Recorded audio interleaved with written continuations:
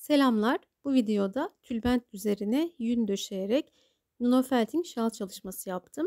Diğer videodan farkı her tülbentin arkasına onun renginde yün döşeyerek çalışmam oldu. Kullandığım tülbent 96'ya 96 santimetre kenar uzunluğunda bir kareydi. Bir şal için 1,5 tane tülbent kullandığımı söyleyeyim.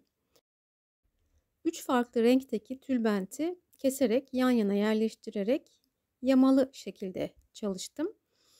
Şöyle söyleyeyim. Şimdi bir tülbenti 3'e böldüğümde her biri 32 santimetre eninde, 96 santimetre boyunda 3 tane parça elde ediyorum. Mesela bunlardan bir tanesi buydu. Bunu da 2'ye böldüğümde kenar uzunluğu 96, eni de 16 santimetre olan kısa dar parçalar elde ettim. Bu şekilde her 3 renkten de çeşitli enlerde ama aynı boyda kumaşlarım oldu. Bunları istediğim şekilde yerleştirerek şalımı yaptım. Uçlara da 25-30 santimetre boyunda yün saçaklar yerleştirdim ve arkasına kendi renklerinde yünler döşedim. Başlangıç uzunluğu yaklaşık 3 metre civarındayken son uzunluğunu da video sonunda sizlere sunacağım. Tülbent parçalarını bu şekilde üst üste gelecek şekilde yerleştirdim. Eğer ütüsüzse ütüleyebiliriz ya da su sıkarak kırışık yerleri düzeltebiliriz. Eski bir yazmadan oya kestim. Bunları tülbentin ucuna yerleştirdim ve su sıkarak yüzeye yapışmasını sağladım. Bu çalışmayı yaparken tülbenti de oyayı da düz tarafı masaya bakacak şekilde yerleştiriyorum. Çünkü şu an yün döşeyeceğim ters taraflarına. Yünü tutam koparıp elimle böyle parmaklarımla açarak incelttim ve bunları uç uca gelecek şekilde tülbentin üzerine serdim. Uçları birbirinin üzerine gelmiyor, uç uca geliyor. Bu şekilde homojen bir yün dağılımı, ince homojen bir yün dağılımı yapmaya çalıştım. Burada gördüğünüz aradaki oya eklemesi.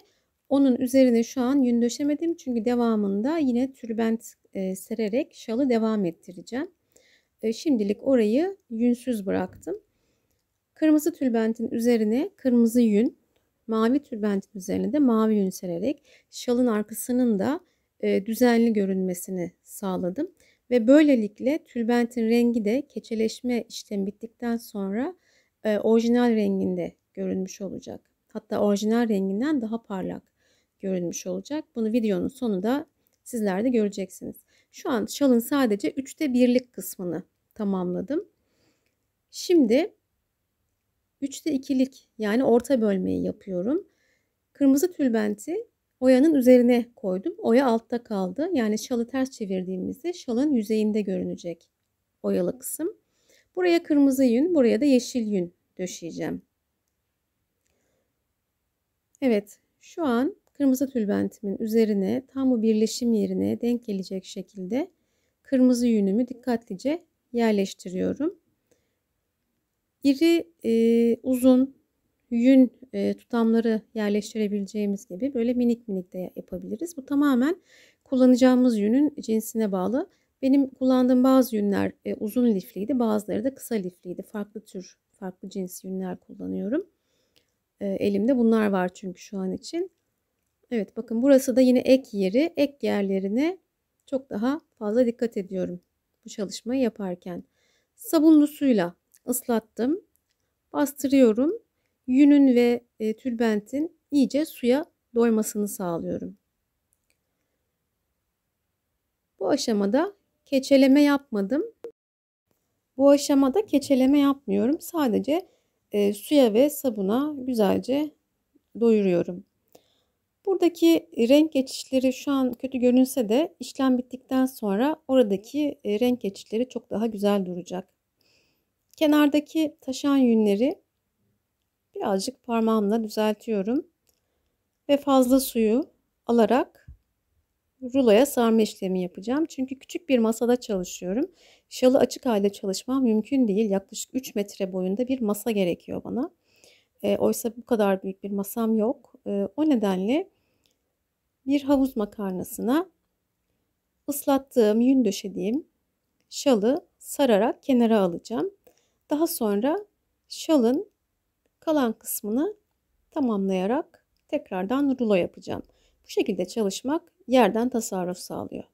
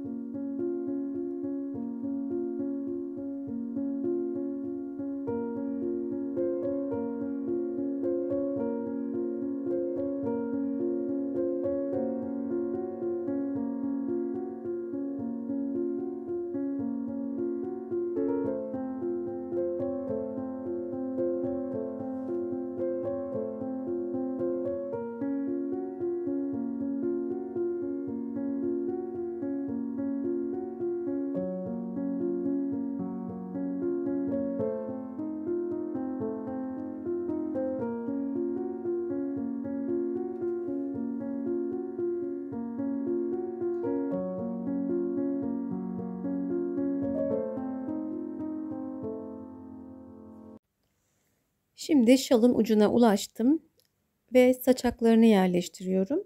Buradaki saçakları önceden kesinlikle bir işlem yapmadım. Sadece yün yumağından ayırdım ve öylelikle yerleştirdim. Şimdi de ruloyu ters çevirerek masaya açıyorum ve yüzeye tekrardan su ve sabun ekleyerek keçeleme işlemine başlıyorum. Şu an tülbent yukarıda, yün aşağıda. Ben zımpara makinesiyle tülbent yüzeyine titreşim uygulayarak yünle tülbentin kaynaşmasını sağlıyorum. Her bir yerde 5-6 saniye kadar tutuyorum zımpara makinesini ve sonrasında tülbent sererek tül sererek mutlaka elle ovma işlemi yapıyorum. Bu aşamaya kadar sıcak su kullanmadım. Çünkü sıcak su yüzeydeki yünü kendi içinde keçeleştirip tülbentle kaynaşmasına fırsat vermeyecek kadar hızlı bir keçeleme sağlar. O nedenle hep oda sıcaklığındaki soğuk suyla çalışıyorum.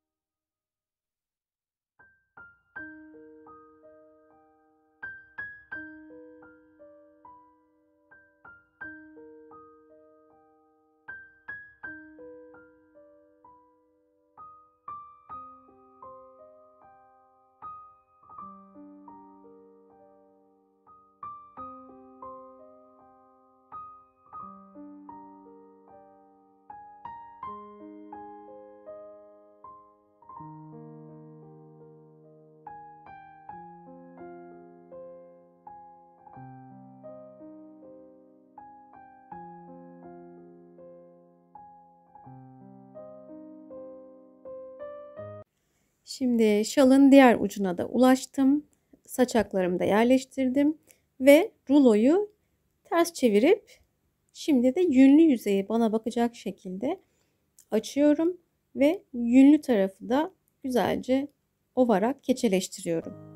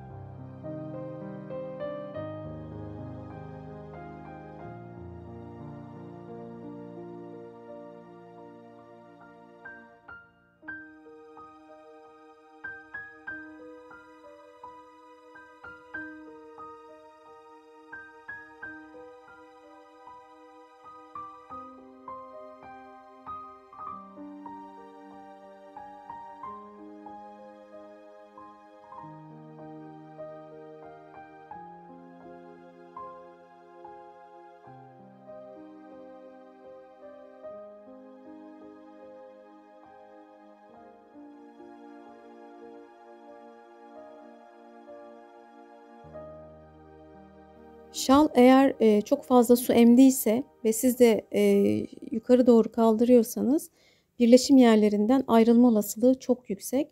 O nedenle 2 kural var. Birincisi, şalı hiçbir zaman aşırı suluyken masadan kaldırmıyoruz. Mutlaka havluyla nemini alıyoruz. İkincisi de birleşim yerlerini mutlaka çok iyi ovmamız gerekiyor.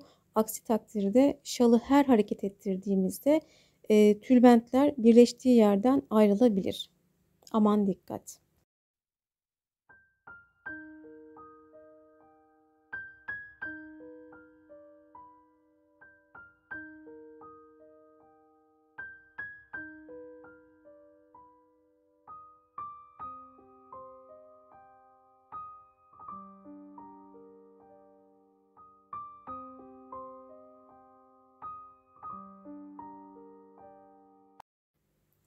Size bahsettiğim birleşim yerlerinden ayrılma olayı işte tam da bu. Eee, Ovarken tülbent ve yün zemine öyle bir yapışıyor ki bunu kaldırmaya çalıştığınızda zorlarsanız birleşim yerlerinden ayrılıyor. Şu aşamada bunu telafi etmek çok kolay. Çünkü henüz keçeleşme tamamlanmadı. Ayrılan yerleri ekstra ovarak ya da birazcık yün ekleyerek, ovalayarak, ovarak, bu ayrılmaların, işte sıyrılmaların önüne geçebiliriz.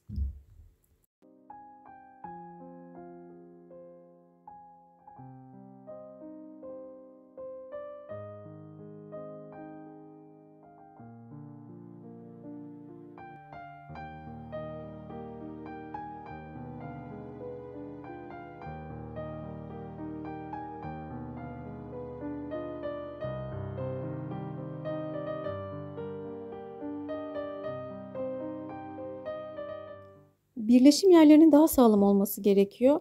Hem dekoratif amaçlı hem de fonksiyonel amaçlı ben ekstra yün ekledim birleşim yerlerine. Burada gördüğünüz koyu mavi ve koyu yeşil yünler bu amaçla yerleştirildi. Şimdi sıcak suyun içerisinde 5 dakika bekletiyorum şalımı. Biliyorsunuz sıcaklık keçeleşme hızını artırır. Ben de bunu istiyorum. İlk kenetlenme sağlandı. Yünler güzelce tutundu. Şimdi sıcak olarak tekrardan sabunlayarak şalımı küçültmek istiyorum. Bu şekilde zeminde pürüzlü bir yüzey varsa ona sürterek bunu yapabiliriz. Başka yoğurarak yapabiliriz ama bunu önermem. Çünkü yoğurmak kontrolsüz bir keçeleşme sağlar. Zaten patchwork tarzı, yamalı tarz bir zeminde çalışıyoruz. Ayrılmalar, sıyrılmalar olabiliyor. O nedenle ben bu şekilde yani ileri geri sürtme işlemiyle bunu sağlamaya çalıştım. Yaklaşık 3 metrelik bir şal üzerinde çalışıyorum. Bir yeri ovarken diğer taraf soğuyor. O nedenle suyumu sık sık tazeledim. Sıcaklığını 50 derece civarında tutmaya çalıştım. Zorluk derecesi yüksek bir çalışma. O nedenle keçeye yeni başladıysanız lütfen daha kolay bir projeyle başlayın. Özellikle sizler için, keçeye yeni başlayanlar için oluşturduğum bir oynatma listesi var. Orada kolaydan zora doğru videoları sıraladım. Oradaki sıraya göre yaparsanız hiç zorlanmadan seviyenizi çok kısa bir sürede geliştirebilirsiniz, yükseltebilirsiniz. Şalın boydan ve enden küçülmesi için, daha da sıkılaşması için bu şekilde katlı olarak çalışmak çok kolay oluyor. Hem boydan hem de enden küçülmesi için nemli şalı bir havlunun arasında rulo yaparak yuvarlıyorum ve güzel bir sıkılaşma elde ediyorum.